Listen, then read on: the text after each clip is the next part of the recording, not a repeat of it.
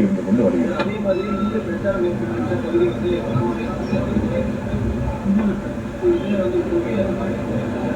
மாநில வாரியா மக்களை பிரிப்பதே தப்புங்க. நாங்க எல்லாத்தையுமே இந்தியர்களாக பார்த்து பிரச்சாரம் செய்து வந்துகிறோம்.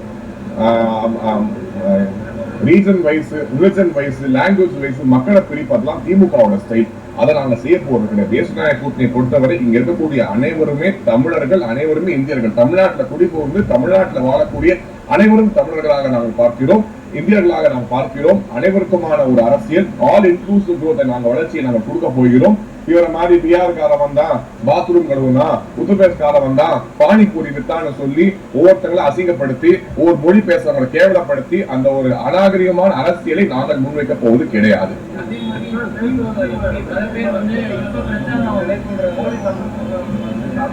தெரியுது?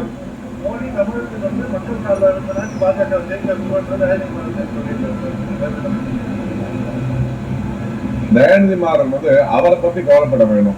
400 சீட்டுக்கு மேல வெற்றி பெற்று நரேந்திர மோடி அவர்கள் மீண்டும் ஒரு முறை பிரதமராக வரப்போகிறார். சென்ற முறை எம்பியாக போன நீங்க என்ன பண்ணீங்க? பார்லிமெண்ட்ல போய் எதெல்லாம் சாதிச்சுட்டு இருந்தீங்க? எதெல்லாம் மக்களுக்காக செய்தீங்க? இதுக்கான கேள்வி உங்கள்கிட்ட இருக்கா? எம்பியோட செய்ய வேண்டிய வேலைகள் என்ன என்பது உங்களுக்கு தெரியுமா?